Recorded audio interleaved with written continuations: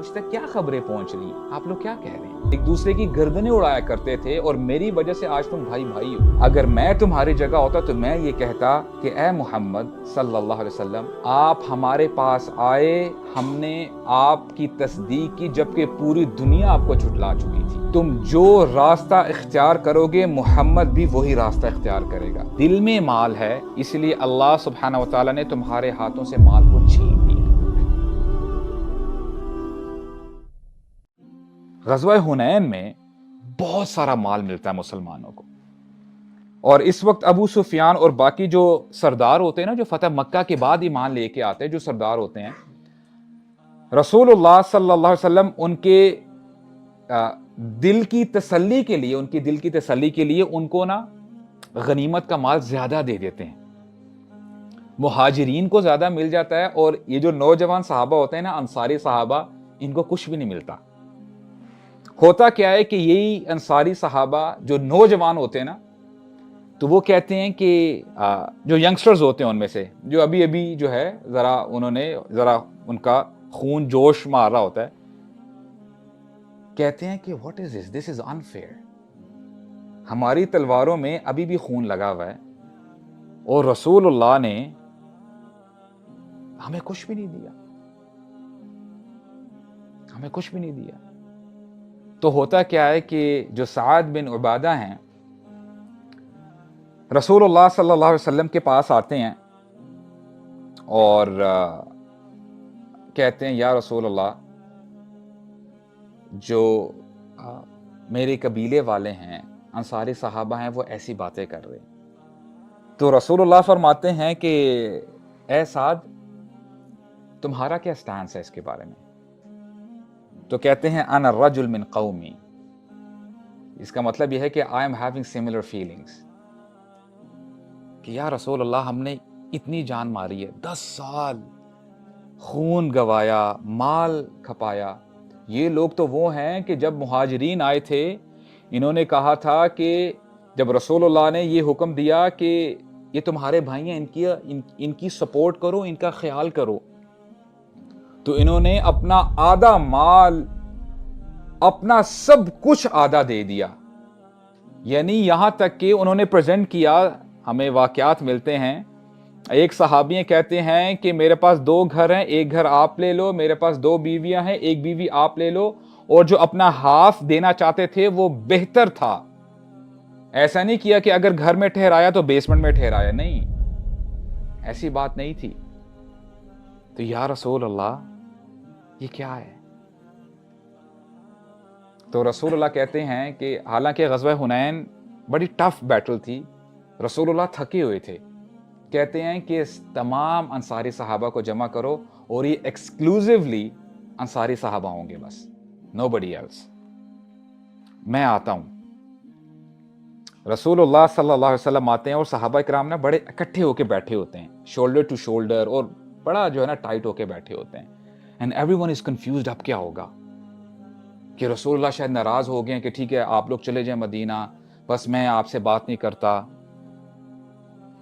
رسول اللہ صلی اللہ علیہ وسلم آتے ہیں اور کہتے ہیں یا معشر الانصار, اے انصاریو, اے نوجوانوں, ما قالت بلغتنی عنکم, یہ مجھ تک کیا خبریں پہنچ رہی ہیں, آپ لوگ کیا کہہ رہے ہیں. اور پھر فرماتے ہیں الم آتیکم ضلالا فہداکم اللہ, کیا ایسا نہیں تھا کہ تم لوگ پہلے گمراہی میں تھے, اللہ تعالیٰ نے میری وجہ سے تمہیں ہدایت دی. وعالةً فأغناکم اللہ, اور تم لوگ غریب تھے, تمہارے پاس مال نہیں تھا, اللہ تعالیٰ نے میری وجہ سے تمہیں غنی کیا, مال غنیمت آیا, تمہاری زندگیاں بہتر ہوئیں.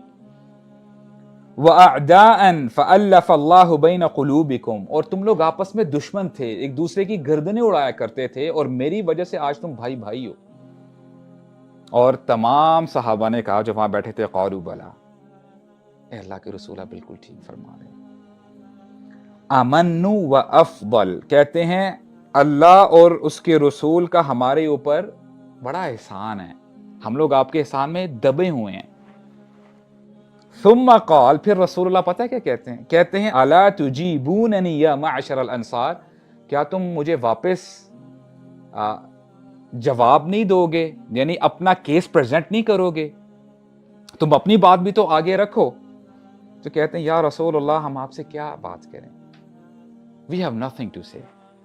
پھر رسول اللہ فرماتے ہیں اما واللہ لو شئتم لقلتم، اگر میں تمہاری جگہ ہوتا تو میں یہ کہتا کہ اے محمد صلی اللہ علیہ وسلم آپ ہمارے پاس آئے، ہم نے آپ کی تصدیق کی جبکہ پوری دنیا آپ کو جھٹلا چکی تھی، ہم نے آپ کی تصدیق کی.